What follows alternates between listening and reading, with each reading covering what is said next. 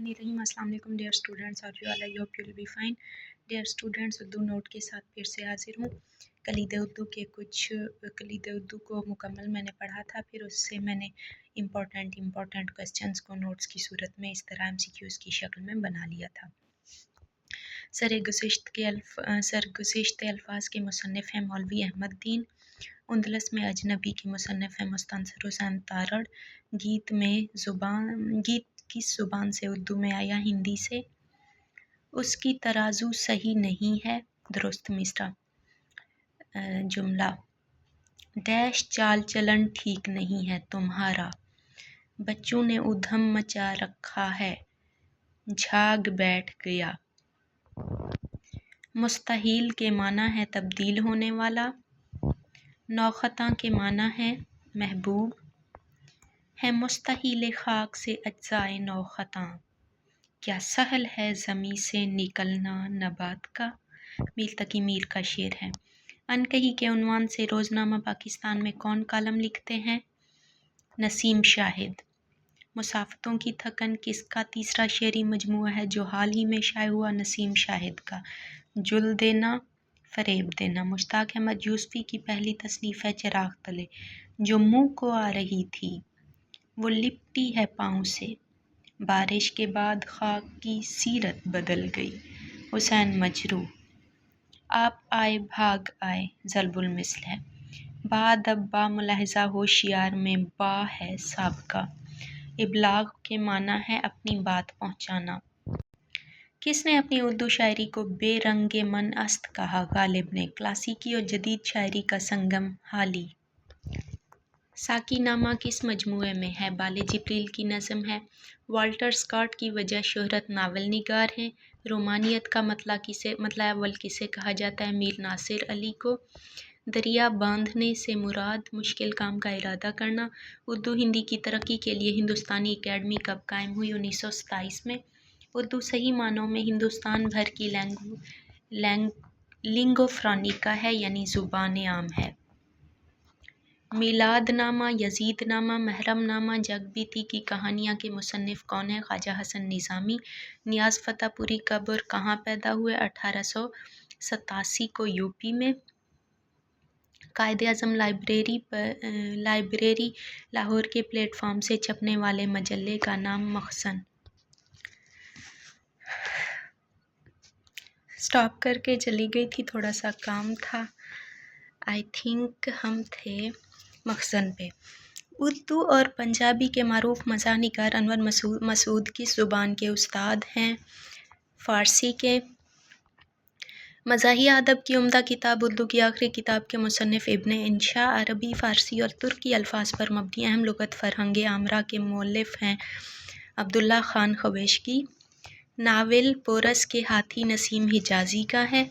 अफ़साना Toba टेक्सिंग के मुसन्निफ़ मंटो, और इस अफ़साने का तज्ज़िया नौआबादियाती तनाज़िर में मैंने नौआबादियात वाली प्लेलिस्ट में शेयर किया हुआ है। मोहम्मद उमर मेमन की अदबी शनाख्त तर्जुमा निगारी। डॉक्टर ताहिर सईद हारून की अदबी पहचान दोहा निगारी। रेख्ता किसका मजमुआ कलाम है? रसा चुगताई का। घर के घर बेचिराग पड़े हैं, कई घर वीरान हैं, इसके माना है। ज़मर्द हुसैन और शेख अली वजूदी किस नावल के किरदार हैं? फिरदौसे बरी के। मकान किराया के लिए खाली है, दुरुस्त जुमला इस तरह से है। कायदे-ए-आज़म का खाका किस मजमुआ में है? गंजे फरिश्ते में। खुद नविश्त